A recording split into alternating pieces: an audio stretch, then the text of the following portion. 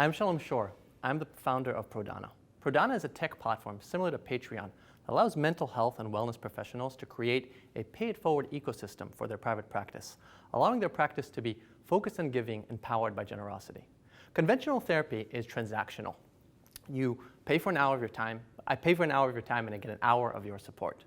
Prodana aims to break the transactional nature of therapy and frame it as a communal responsibility, one where we as a collective support mental health professionals as ambassadors of well-being to the community. With Prodana, anyone can support the practitioner, friends and family, the community, past clients, current clients. Everyone can become part of their mission of well-being. Think of it like a university. You attend as a broke college student. You receive the success and the resources and you create a successful life for yourself. You turn back around, you create a scholarship fund to allow others to receive the same benefits you did. Prodana allows mental health professionals to create the same environment and the same ecosystem for their private practice. One where anyone can support them, where their impact is reported back in a quantitative and qualitative way and reported back to all their supporters. This creates a positive feedback loop where the practitioner can focus on helping those who need it the most, while everyone else, even during their own therapy, can appreciate the impact they're having on other people. Prodana was inspired by meditation centers to bring in millions of dollars a year using this pay-it-forward concept. And we believe that alternative practitioners like life coaches or meditation coaches would be early adopters of this system, especially if they've recently graduated from their own training programs. Ultimately, though, we envision this becoming a mainstream way for all mental health professionals to structure their private practice. Prodana is set up as a for-profit and collects a 3% fee of all funds raised. We are currently in the pre-traction working prototype phase and are working to establish product market fit. We have basic legal precautions in place, but have deemed it too early to incorporate or dive more deeply into legal. We are a tech platform, but our vision is that of social good. We hope to change the way society thinks about mental health and drive millions of dollars more to the industry as a result. We dream of the day when all beings have peace, when all beings have compassion, when all beings are happy. Thank you. Thank you, Shalom, for that really interesting presentation. I wonder if you could, at the start of your presentation, you mentioned that this was similar to, and I didn't quite catch what it was similar to, and then maybe you could just talk about that similarity and what differentiates what you're trying to do. For sure. We are mostly similar to a platform called Patreon, which is in the crowdfunding space. It basically allows people to sort of invest in individuals who are doing good in the world, or artists and stuff like that. They become patron of it starts with the arts. So very much inspired by Patreon.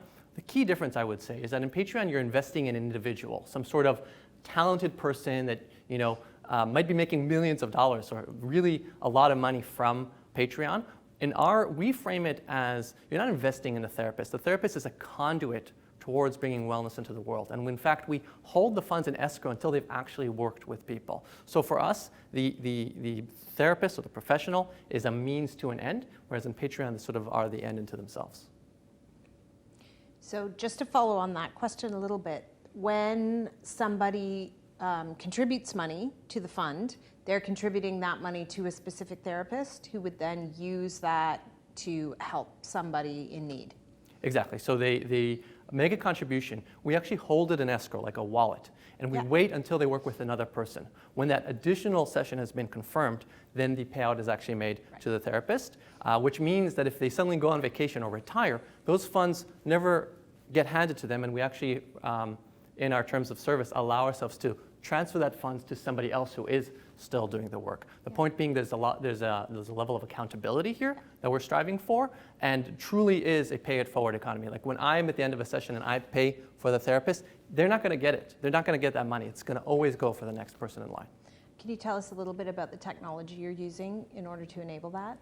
Yeah, so we custom built a tech platform. I can dive super into it's built in React with Firebase, and it's basically built to scale. I built this for my own needs. This is how I'm a hypnotherapist, and it's how I wanted to structure my private practice, but it's built to scale. It can support many people at once. The credit card processing is through Stripe Connect, which allow us to collect the fees, hold on to the funds, and then pay out to about 30 different countries when the therapist is ready to receive their funds. Great. Have you had much feedback from potential therapists who would be on the platform? So that's definitely the biggest struggle for sure, the traction piece, right? The initial, I'll say this bluntly, I consider myself like the technical co-founder and also the only co-founder. So definitely reaching the market has been the biggest struggle and the biggest focus.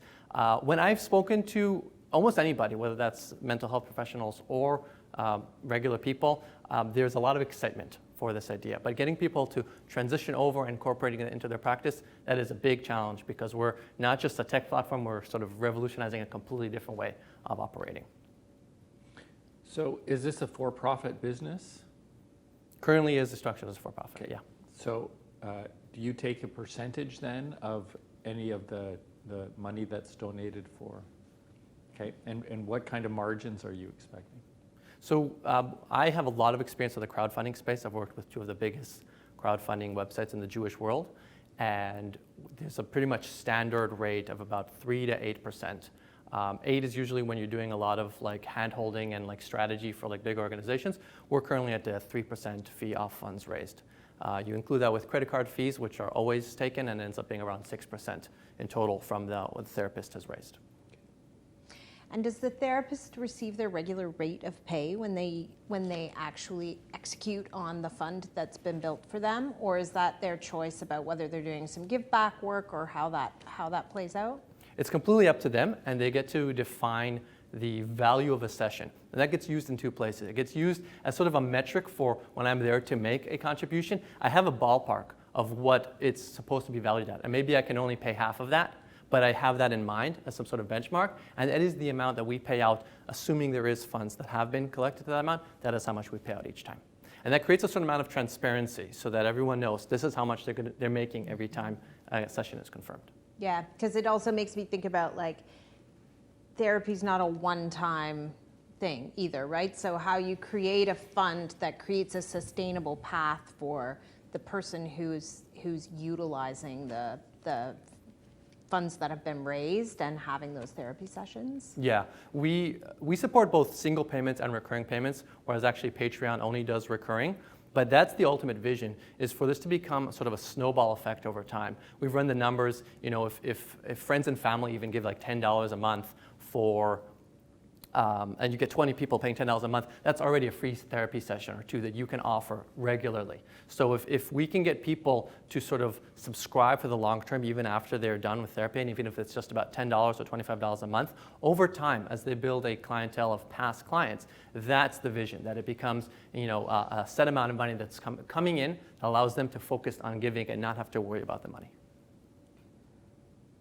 It makes a lot of sense. If I could dive a bit more into the for-profit versus not-for-profit question, especially given that if it was set up as a not-for-profit, the people who'd be giving that $10 or $20 would then be getting tax receipts, which always makes it easier and more likely for people to give. So I'd love to hear your thinking both on that point and kind of on the rationale of profit versus not-for-profit. For sure. And that was one of the biggest debates. The original conception for this was nonprofit. We are there for social good. When I spoke with my lawyer initially, she advised to go for-profit for now because we actually will have more control and a simpler way to set up.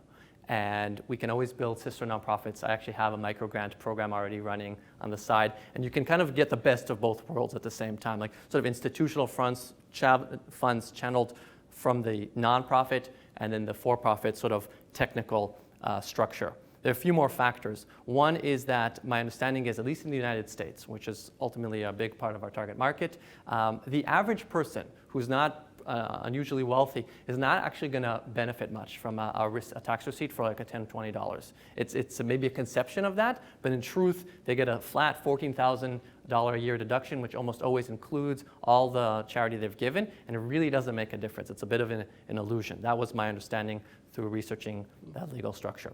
I'll say personally, I grew up in a very nonprofit family, and I was surrounded by it on all sides, and I have a certain value for-profit. The checks and balances that you have from trying to just be in the free market and seeing, does this sustain itself? Does the money actually come in? Is something I actually very much value. And sometimes in the world of nonprofit, you can sort of live in a bubble, and I very much value that sort of real world feedback.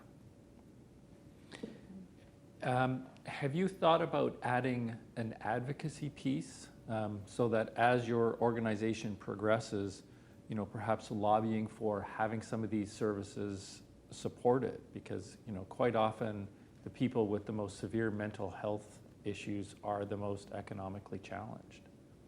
I hadn't thought specifically about lobbying. Me and government have a tenuous relationship, but like I mentioned before, very much passionate about sort of almost like a nonprofit sister and like organization, and I actually got myself fiscal sponsorship, which allowed me to kind of run a nonprofit without having to deal with some of the logistics. And the vision there, my big passion is about education and empowerment. I want to see more people in the mental health space. A lot of people in that space are really talented and hate dealing with money and the barriers to entry. And that's one of the big motivations behind Prodana. For example, I have family members who are really skilled meditators. They've been doing it for years. And I want them to be out there in the world teaching this to other people. But as soon as you mention self-promotion or money, they freeze up. That's not where they want to be. So for me, Prodana is a way for them to have the lowest barrier to entry. Offer your help. Don't even talk about the money. If the people want to make a contribution, they will. The money will come back to you, but you focus on giving. And to me, that empowering people who really have the talent to go out there and help people more than they realize is a big part of sort of the underlying mission of this. So at scale, can you just talk about your vetting process and how you ensure that the practitioners you're allowing into your community are, legitimate and accredited and all of those good things? For sure. So we actually are very, very broad. We're open to pretty much anybody. We don't want to be there saying, Reiki doesn't work and that does work and stuff like that.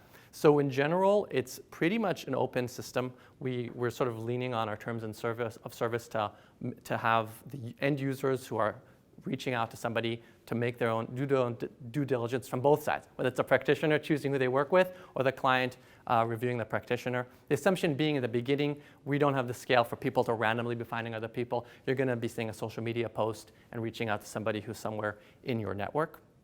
We do have systems in place to report a practitioner. We are continuously collecting feedback and testimonials and ratings about the professionalism of the practitioners. So actually the vision is over time to establish a database where you actually are sort of building up the reputation to the degree that you can of who here is reputable, which is a side benefit, because when you're looking for a therapist out there and you're in Psychology Today, everybody's just there with a listing and a phone number. And yes, they've been through some schooling program, but who says what kind of impact are they having? So it's actually quite unusual to have a system that's actually collecting the quantitative and qualitative feedback from each session and sort of displaying that anonymously right there for everyone to see. Great. Well, thank you so much Thank you, for your guys. pitch today. Absolutely.